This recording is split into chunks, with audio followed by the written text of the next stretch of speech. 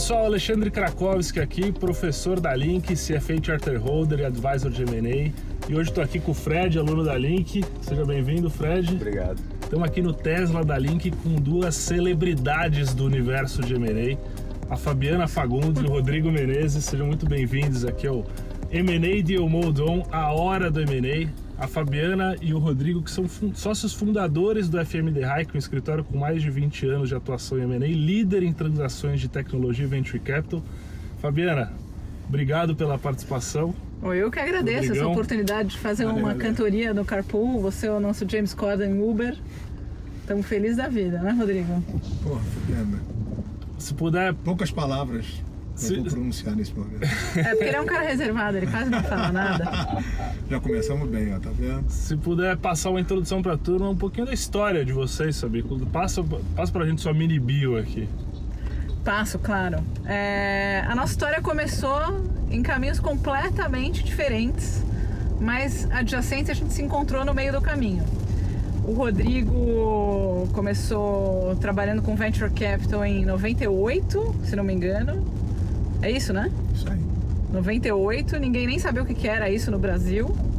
Ele vai contar um pouco mais. Eu, em 2000, trabalhava com M&A e ajudei a criar a Endeavor no Brasil, mas estava olhando muito mais para as operações de empresas consolidadas, M&As grandes, M&A de B e tal, né? E, 20 anos depois, o mundo começou a acontecer no Venture Capital durante a pandemia, e eu e o Rodrigo, a gente foi obrigados por um cliente a trabalhar junto como concorrentes do mesmo lado da mesa.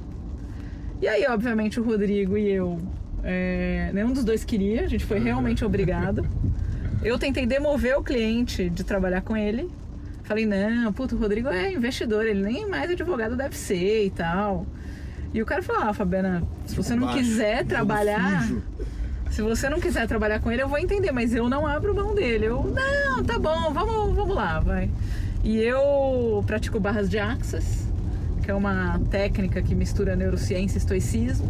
Eu falei, cara, se tá acontecendo comigo isso, deve ser contribuição. Eu tava há 20 anos no mesmo escritório e encontrei essa figura aí numa vídeo, era no meio da pandemia, literalmente. Eu trabalhando, não.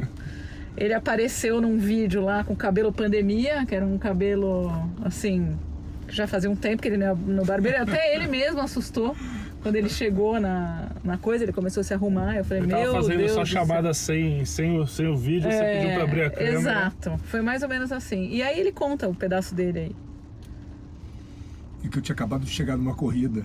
E aí eu lembrei que tinha reunião. Na verdade eu sabia, mas falei, vai dar tempo. E aí eu acabei correndo mais e cheguei em cima, então não deu tempo de ajustar. Porque já entrei direto pro colo, eu tava com o cabelo, gigante, boné. Falei, putz, cara, vou entrar na reunião assim. Mas deu certo, a verdade é que deu super certo, porque quando o cliente falou também que ia trabalhar junto, o BMA era um super escritório, né, onde a Fabiana estava há 20 anos já, mas era um escritório muito acostumado a compra e venda só, né, e Venture Capital tem muito de você dividir a mesa. O M&A muitas vezes você tá ficando com um pedaço, né, até aquele momento valorizava-se muito que você ficasse com a mesa só para você. Depois essa sequência mudou. E aí, deu liga no primeiro momento, essa que foi a verdade. Os times já se integraram, aí a gente criou um grupo de WhatsApp, aí já começou a fazer bullying um com o outro. Pessoal, olha, bullying é permitido, tá? Então, só para saber aqui, bullying de escola é que não funciona, mas bullying entre futuros sócios funciona. E até catalisou a sociedade, né? Fez a sociedade. Aí depois que era uma pessoa irreverente. Eu falei, gostei desse cara, é dos meus. E ele falou, essa menina aí não se importa, né? Fazer bullying e tal. Eu fazia auto-bullying, inclusive. E foi ótimo. E aí, na verdade, o que aconteceu é que a gente tava nesse deal, deu uma super liga mesmo. E, sei lá, um dia ele falou, a gente tem que... Fabiana, eu queria confessar que eu não queria trabalhar com você. Mas eu fui obrigado pelo cliente. Eu falei, e eu que tentei demover o cliente de trabalhar com você.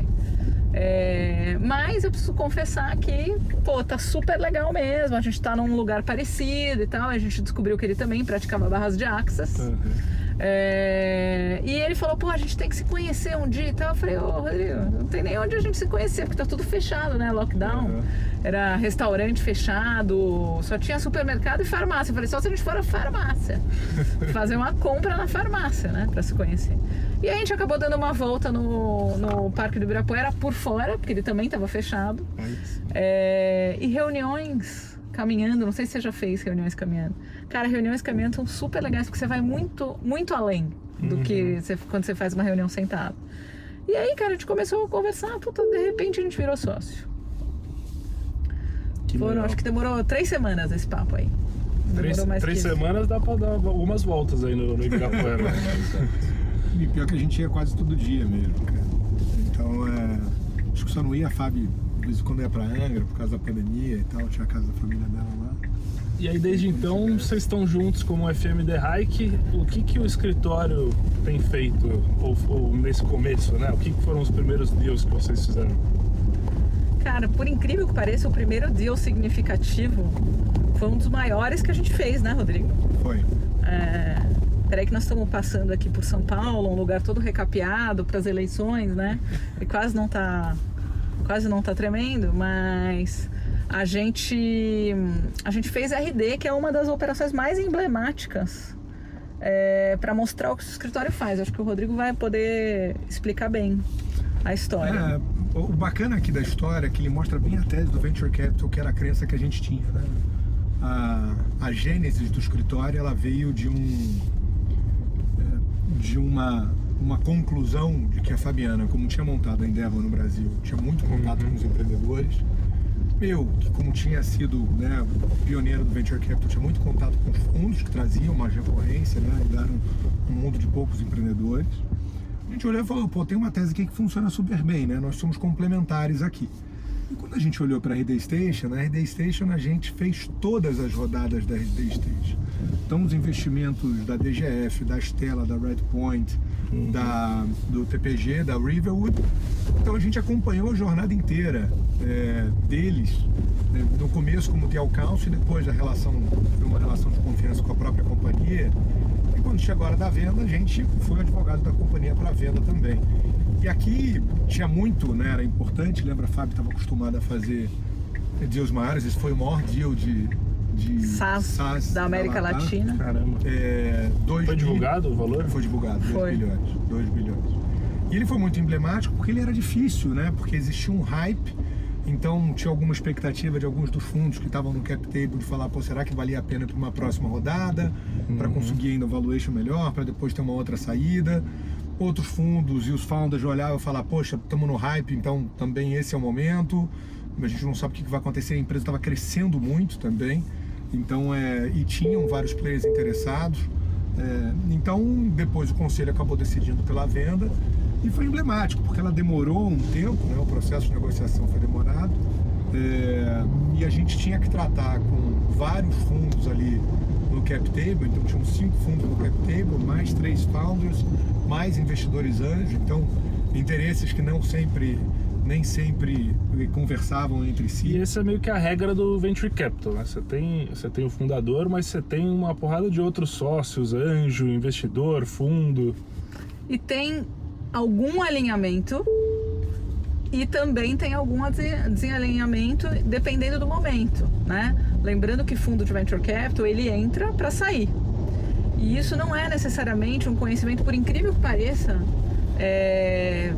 tem muito empreendedor que capta sem saber que tem um timing, né?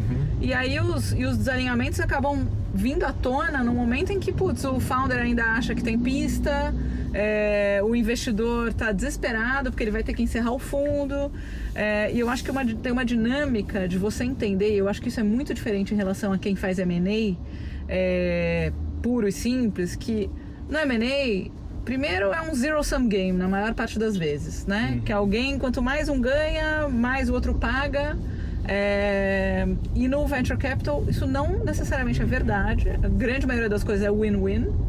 Você assim que você faz o investimento, no dia seguinte você está no mesmo barco, né? Então, na verdade, você já começa no mesmo barco, né? Eventualmente teve uma negociação ou outra, puxa um valuation para cá, um liquidation preference para lá, mas você está no mesmo barco for the long run com o empreendedor, e aquilo que você faz que não for totalmente win-win para vocês dois, na próxima rodada pode jogar contra você mesmo, o investidor. Sim. Então, o mindset é muito diferente, e saber explicar isso para o investidor, porque tem investidores também que não estão nessa jornada há muito tempo, ir para os empreendedores e construir alinhamento para ir para a próxima e para poder sair no melhor momento para todo mundo, não é só ciência, é uma arte também, né? Porque é tudo sobre pessoas. Então, acho que a grande complementaridade do escritório é que eu, por exemplo, ajudava os empreendedores, mas eu ajudava os empreendedores, primeiro mentorava o empreendedor, depois eu dava uma mentoria para fazer uma captação ou outra, mas eu não conseguia alcançar dentro do escritório, até porque é um escritório que vive de ano em ano, eu não conseguia alcançar a jornada inteira da maneira como o Rodrigo já sabia fazer. E ao mesmo tempo eu tinha muito a visão do exit, né? Então era muito pragmático em relação ao exit. Você estava nas duas pontas, né? Eu falava com o empreendedor e com o final da jornada, saída... mas o miolo era o Rodrigo que fazia. Então foi um fit perfeito ali. E num momento muito bom, né? Quando a gente, no meio da pandemia, saiu um relatório da BCG fazendo uma comparação de Covid, impactos da Covid e investimento em tecnologia e venture capital nos Estados Unidos e no Brasil. E nos Estados Unidos tinha 6% do PIB investido em venture capital, em empresas de tecnologia, e aqui tinha 0,2%, um mercado muito underpenetrated, né, que a gente chama. Então, espaço para crescer, a gente nem precisaria fazer muito esforço para acontecer isso. Mas certamente, e quando eu fui durante essas 3 semanas que eu fiz essas conversas com o Rodrigo, eu falava pro Rodrigo, não, o lugar, né, o BMA, não é meu trabalho, é minha casa, minha família, meu time de futebol, minha religião. Eu tô há 20 anos lá. Não tem a menor chance de eu sair de lá. Ele, desculpa, então. Eu falei, por que você não vem fazer o Venture Capital do BMA? Ele, Fabiana, Venture Capital não conversa com escritório grande. Porque você tá tentando encaixar uma bola num quadrado. E você falou família, time de futebol, religião, você não falou trabalho. Aí eu, me pegou, né? E ele é Hutzpah, né? Aquele cara direto, em israelense é direto, né? Ele é bem Hutzpah, ele falou isso pra mim, eu resolvi pegar umas mentorias. Então, falar com os empreendedores, meus amigos da Endeavor, falar com o investidor, falei com uma pessoa que eu super, super respeito, que é o Martin Escobar, falei com o Paulo Veras, com o Alexandre Mello, do Big Bets, e todo mundo falava, Fabiana, a gente tá falando isso pra você há 10 anos. Você já tinha sido picada ali pelo VC, só faltava empurrãozinho. Totalmente picada. Não, faltava coragem também. Aí, eu falei, realmente acho que não vai dar. E aí tomei a decisão. Foi difícil, chorei 3 semanas. Assim, foi muito difícil. Acho que chorei mais do que eu chorei quando eu era pequena na vida. Porque é um fechamento de ciclo que é um ciclo profissional que fazia todo o sentido encerrar, mas emocional muito difícil de fechar, né? Eles são meus amigos até hoje e tal, mas tinha uma dificuldade, inclusive, de como é que eu saio de um lugar, porque normalmente as pessoas fazem rachados, né? Quando elas resolvem sair de um escritório, elas levam a equipe inteira, levam um cliente, tem aquela briga, pasta, não sei o quê. E, eu não ia fazer isso com os meus amigos, minha família, entendeu? Boa, então a gente tava falando toda essa diferença e que fez vocês saírem, né, de um universo M&A para um universo VC. Se vocês pudessem elencar, o que são as principais diferenças de quem faz deal de M&A tradicional, M&A grande, para M&A VC? Bom, acho que eu posso falar do M&A e o Rodrigo vai fazendo o paralelo do VC. O cara que está comprando a empresa, ele quer pagar o menor preço possível por aquela empresa e extrair a maior vantagem possível daquela empresa. Então, o que vai acontecer? Ele vai tentar fazer o contrato o mais agressivo que ele puder. olhando assim para um fundo tradicional de private equity, né, pensando em maximizar a diferença entre o valor que ele pagou e o valor que ele recebeu, mas também vai tentar olhar na due diligence, ele vai tentar olhar todos os problemas da empresa, colocar isso todo na conta do empreendedor. E aí acho que agora o Rodrigo pode falar do outro lado, este pedaço. Depois eu volto para a parte de governança. Acho que tem um ponto no M&A de tech, né, com o VC no cap table, que ele fala muito com o hire. Então, no M&A tradicional você tem o acqui. No M&A de tech você tem o acqui hire, né? Então, um termo, muita gente aqui que vai ver a entrevista, vai ouvir a entrevista, está familiarizado, mas para aqueles que não estão, é que você tem uma aquisição, sim, de um negócio, uma plataforma, de uma tecnologia, de um time, que quando eu falo de time eu falo de hire. Antes, quando a gente está falando de acqui, eu estou falando de negócio, estou falando de venda, de receita. Você tem muita startup hoje que vende bastante. A RD já vendia, se eu não me engano, acho que já era 180 milhões de faturamento, estava doubling, né, o seu crescimento. Então, o hire é muito importante, e aí vai fazer esse contraponto ao que a Fábio disse do M&A tradicional. A disputa não é por tirar valor, é como é que você adiciona mais valor. Então, a cláusula de earn-out que existe para o M&A tradicional em termos de vendas, essa cláusula fica muito mais importante no hiring, né? Porque você fala o seguinte, putz, eu quero te pagar mais, mas me entrega mais. Então eu quero te dar aqui, você vai fazer um preço de 100 milhões, mas muitas vezes os founders ainda podem pegar um pouquinho mais de dinheiro, ou mesmo os investidores, eles saem antes. Então alguns investidores saem, mas também ficam com um pedaço de earn-out. Então você tem uma estrutura que ela é feita para privilegiar um preço melhor, porém com uma entrega maior. Então, ao invés de você estar no campo da escassez, que é aquilo de tirar o valor, você fica num campo de abundância. Então, olha, eu estou te pagando mais, mas eu também estou levando muito mais. Teve uma reportagem que uma vez saiu no PitchBook, de muitos anos atrás, que quando o iPhone 10 estava sendo lançado, sei lá, imagina 10, 12 anos atrás. E aí estava lá dizendo, o título era o iPhone 10 em 100 aquisições / investimentos. Então, que a Apple só conseguiu fazer o iPhone 10 por todas as aquisições e investimentos que eles fizeram, investimentos, né, como investidores também de VC, e pagando preços mais altos, mas que foram os preços que transformaram o iPhone, a chegada do iPhone 10. E claro, o iPhone 11, 12, que depois não teve mais uma reportagem para copiar essa mesmo.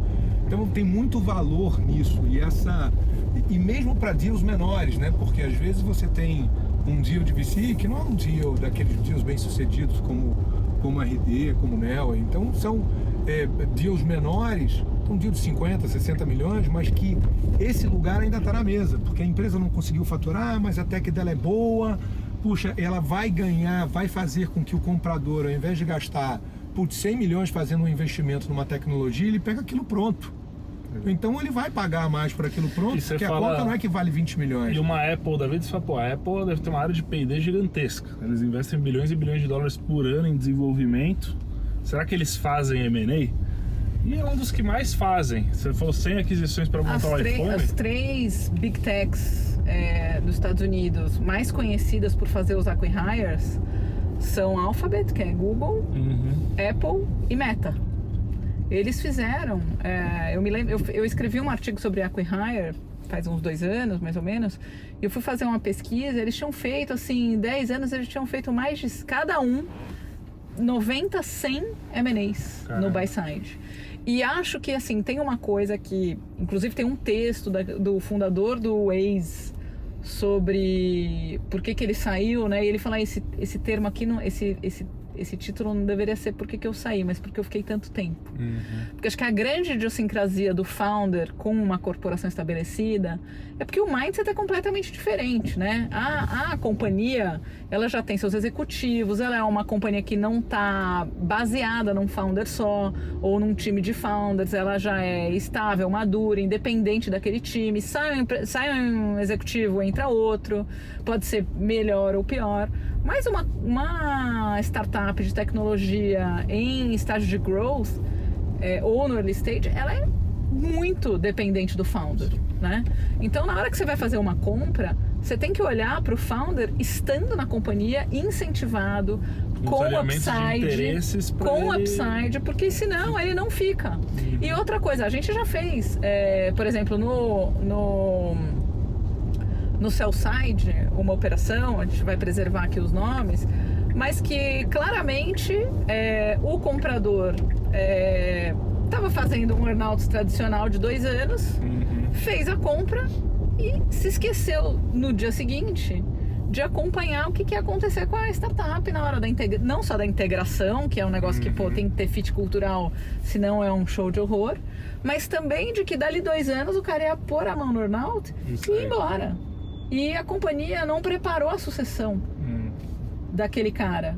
Então, assim, tem uma certa miopia do comprador e alguns já compram bem, tá? A gente já vendeu empresas para bons compradores de empresa de tecnologia, mas tem muita gente comprando e acha que você simplesmente vai colocando, vai empilhando EBITDA, ou vai empilhando revenue, ou vai empilhando time, e que tá tudo bem, e que não é, que o post-merger integration desses negócios... Frankenstein, que tá todo mundo incentivado num curtíssimo prazo. Todo mundo incentivado num curtíssimo prazo. E tem um esquecimento também, né, que o cara saiu, o cara comprou, o empreendedor é empreendedor, cara, o cara não é executivo.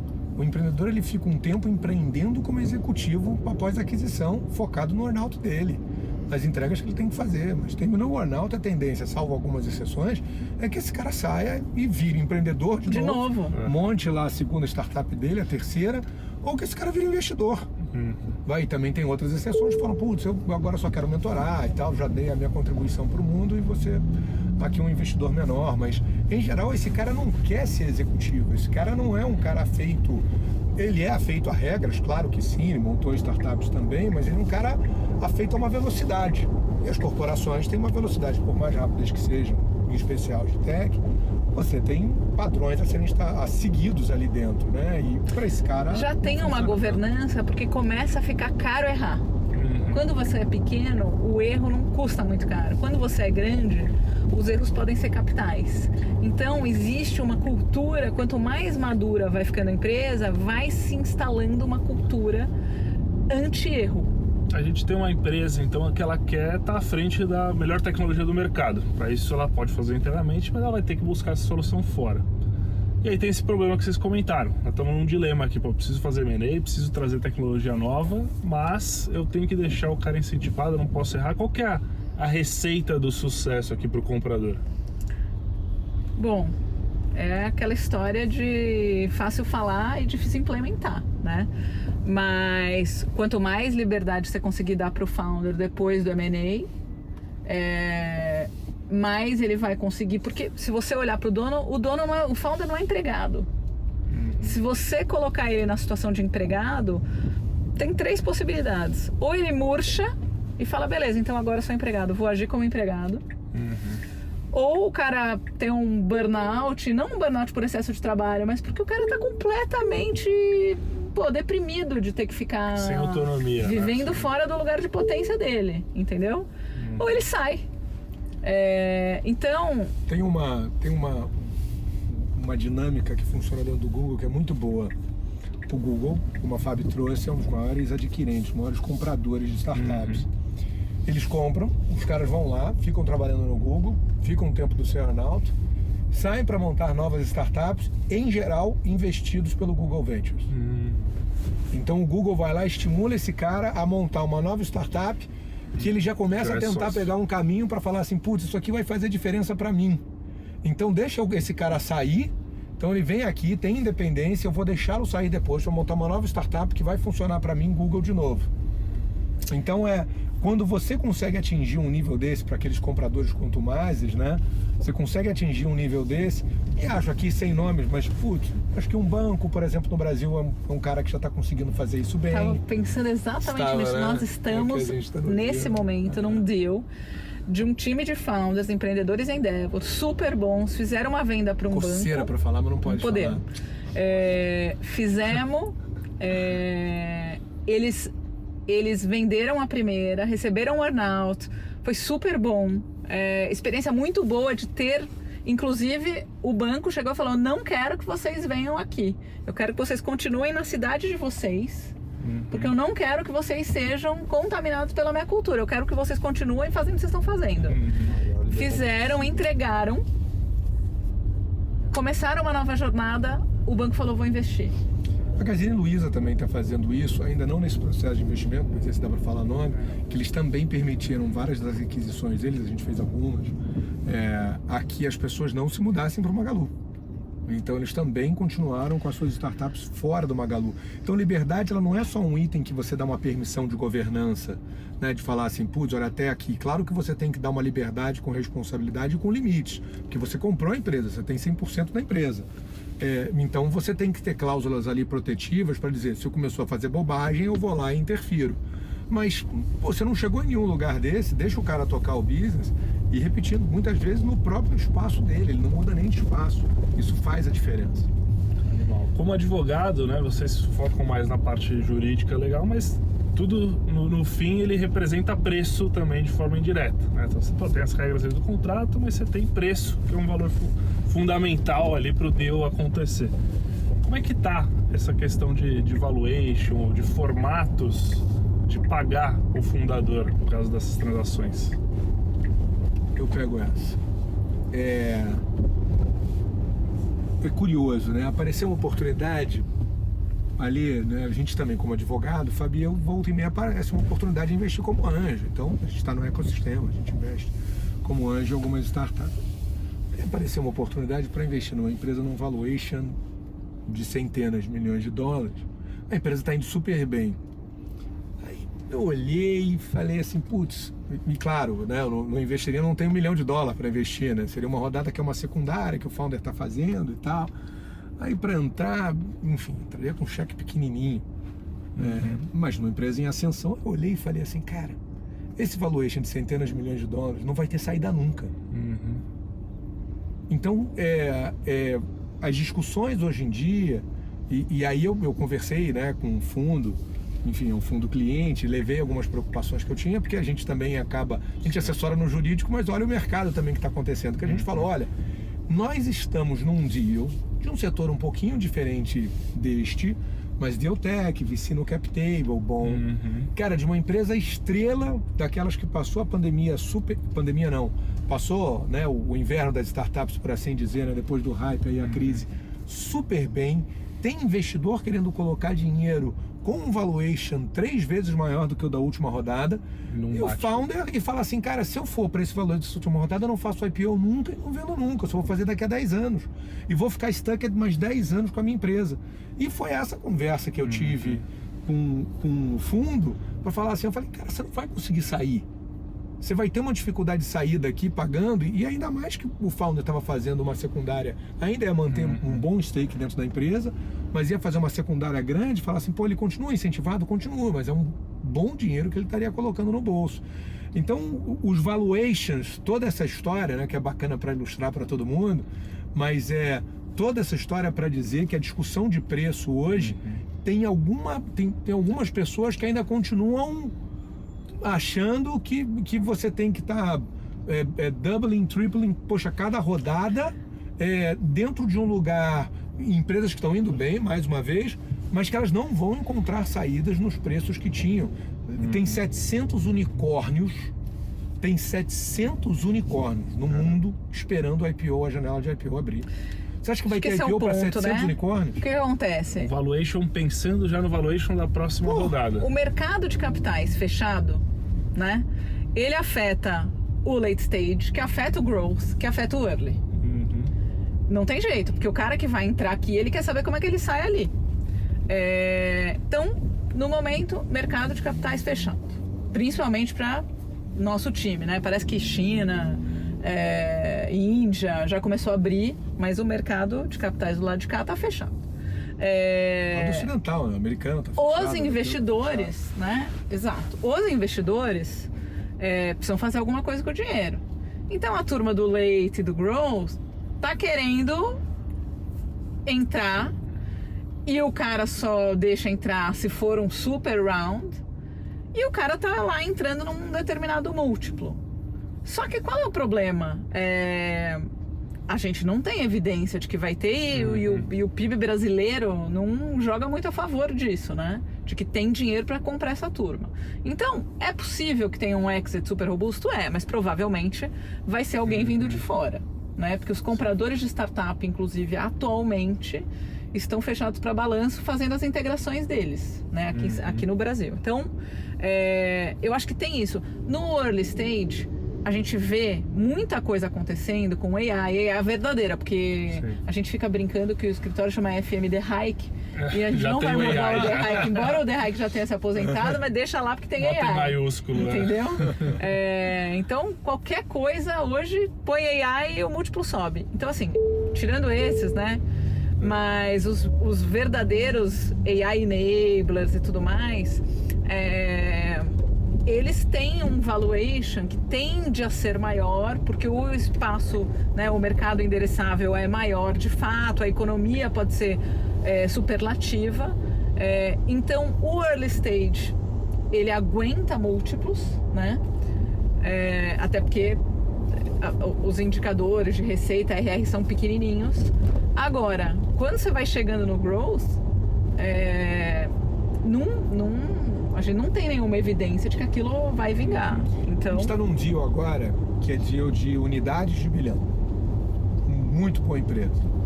Tem potencial comprador, tem oferta na mesa. Se vai sair ou não é outra história. Tem que ver se quer ter continuidade de jornada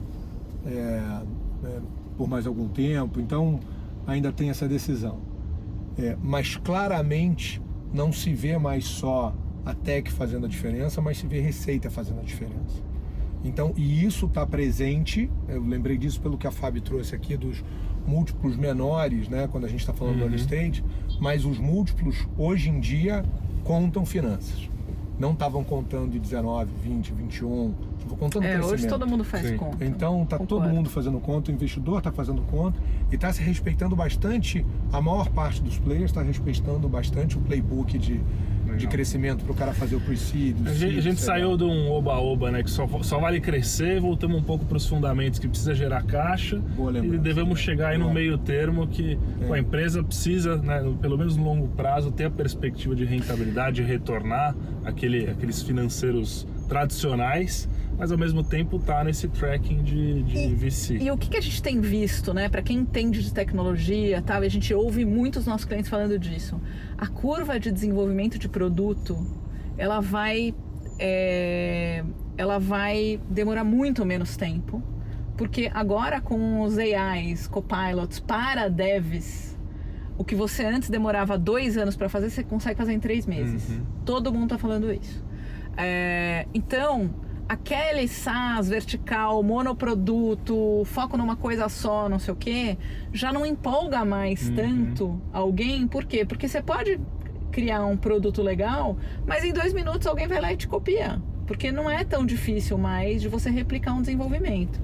Então, eles estão olhando para alguém que não só consiga fazer um produto pelo qual as pessoas se apaixonem, mas uma distribuição boa, a possibilidade de ter mais 2 ou 3 produtos no roadmap muito curto, entendeu? E olhar para canal de uma maneira mais valiosa do que se olhava até então, né?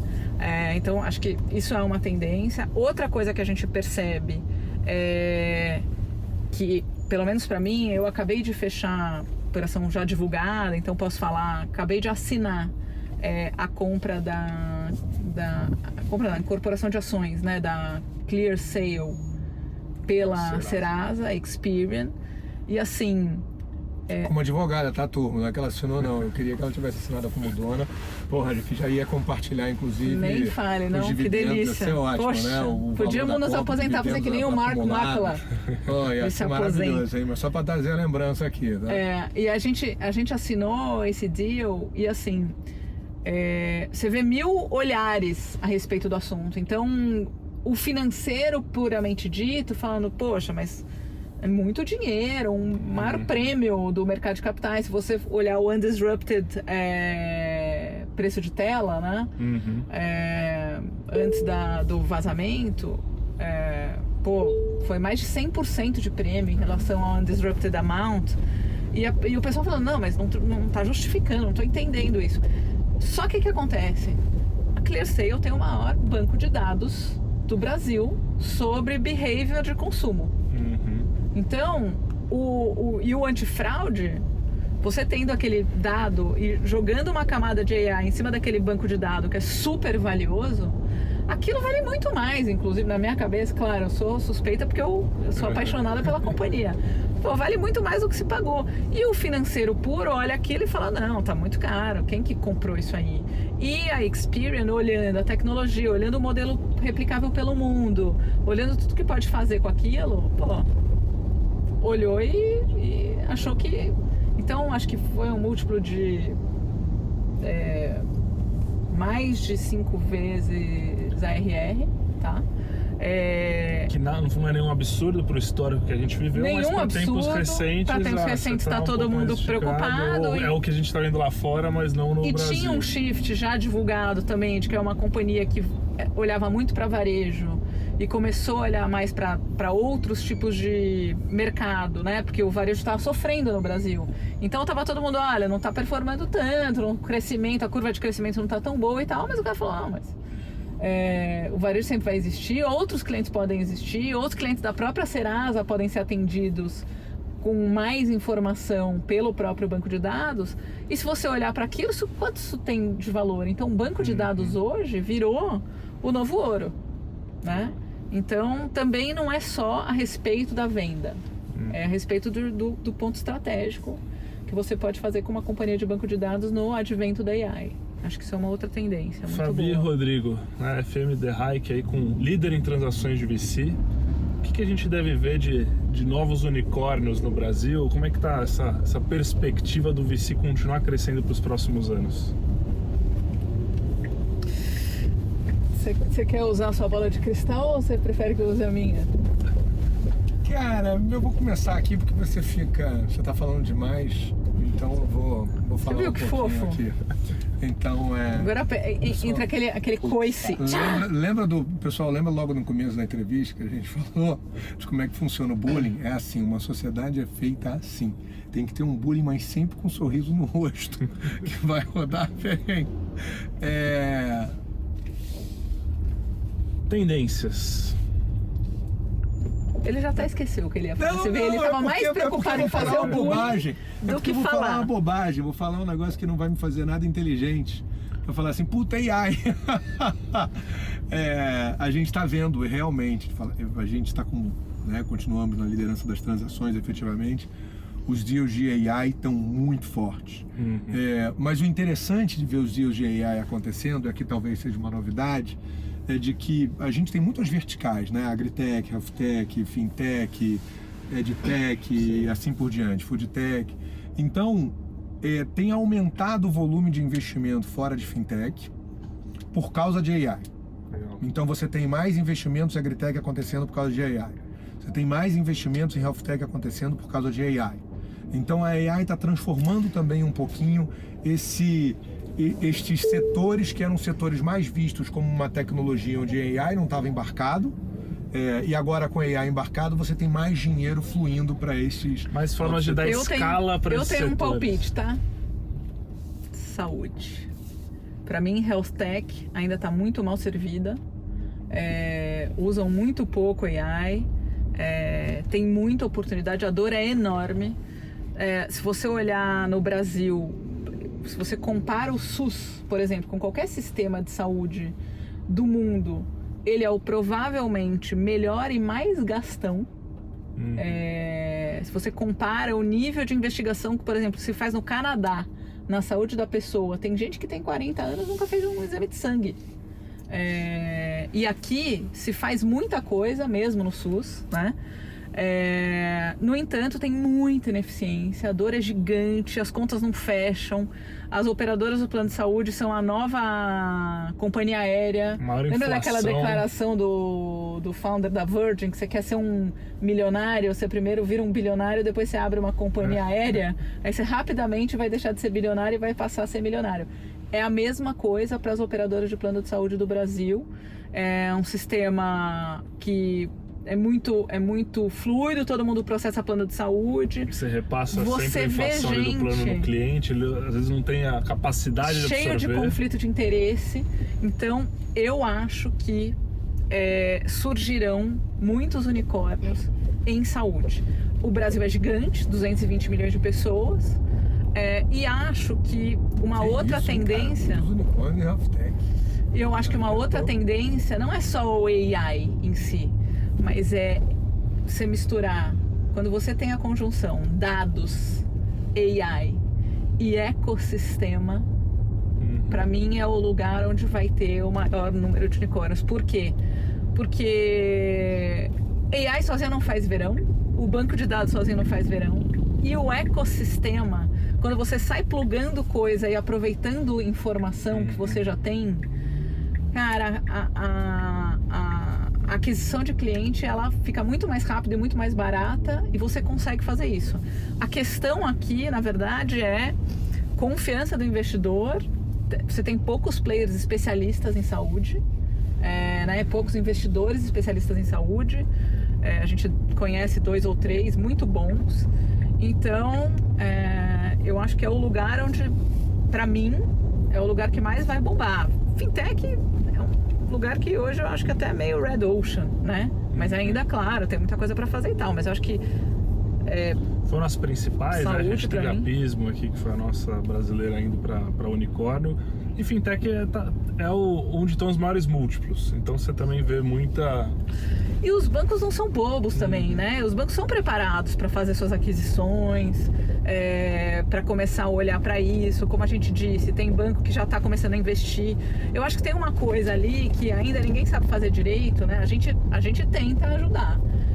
E os nossos clientes já aprenderam, que é corporate venture, né? Tem muito pouca gente fazendo isso. As pessoas acham que corporate venture é um negócio de curto prazo, e não é. É um negócio de horizonte 2 e horizonte 3 de inovação. Mas tirando isso, acho que... E a gente vê, tem uns relatórios que mostram, né? Foram mais de 100 corporate ventures que abriram no Brasil nos últimos 3 anos, e a gente tá... E tudo isso, né? Montou ali o fundo, tá com cheque e buscando essas oportunidades. Mas tem muita gente com a tese errada, né? Desses 100 aí, inclusive a BVCap tem o Rodrigo foi chairman da BVCap e tal, o Pedro, que é o nosso sócio, hoje está no comitê de Corporate Venture Capital, e tem muita gente que ainda não entendeu que Corporate Venture é algo para o longo prazo, e tem muito conflito de curto e longo prazo, porque o executivo de corporação madura, ele está incentivado por trimestre, entendeu? No máximo por ano. E é um ato quase altruísta você fazer Corporate Venture Capital sendo um cara incentivado no bônus. Você tem que ter um incentivo de muito longo prazo, né? Alinhado. Então é meio altruísta. Quem está fazendo de uma maneira assim... Sensacional. Rodrigo, Fabi, estamos indo aqui para a nossa parte final do programa. Vocês que têm um escritório super premiado, líder em transações, e tem tanta história que daria para fazer uns 3 episódios aqui. Não conseguimos nem entrar em bastidores. A gente vai pro Rio. É isso, a gente vai fazer São Paulo, Rio, aí dá pra fazer um programa inteiro aqui, vai ter que ser uma temporada só das transações da FMD Hike. Queria deixar uma premiação aqui também pra vocês, então, pela participação. E aí o Rodrigo, que tá dando pinta aí de investidor, então vou dar um cheque aqui pra vocês, ó. Poxa, $1 bilhão, vida, hein? Fabi, seu obrigada, ó, sócio, vem cá. Aqui, não, mas aqui o fundo aqui do Tesla da Link, fala aí, Fred, tá sobrando aqui recurso para bons investimentos. A gente inclusive somos investidores do MI5 e estamos no comitê de investimentos. A Fabi que também é professora da Link de E o Rodrigo também. Rodrigo que me puxou. Exato. Então, já quando a gente vê founders bons, a gente dá o double down, que a turma chama. Então tá um outro cheque aqui da Fabi. Tchim. Aê! Ó, isso aqui, o mais importante disso aqui é o que a gente consegue transmitir para os alunos. Então o Fred, que teve uma participação super ativa nesse podcast, Fred, fala aí como é que é segurar o bilhão. Cara, sim, ó, dizer que é legal. Não, é muito legal. A gente também faz bullying com os alunos, mas fala tem que eu tenho 2 bilhões, né? Eu tenho 2 bilhões, que o Ale já me deu 1 bilhão aí. Ele ganhou. Bom, então ele devolve aí. Obrigado. Já mereci esse bilhão aí, não, pessoal. Devolve aqui, então.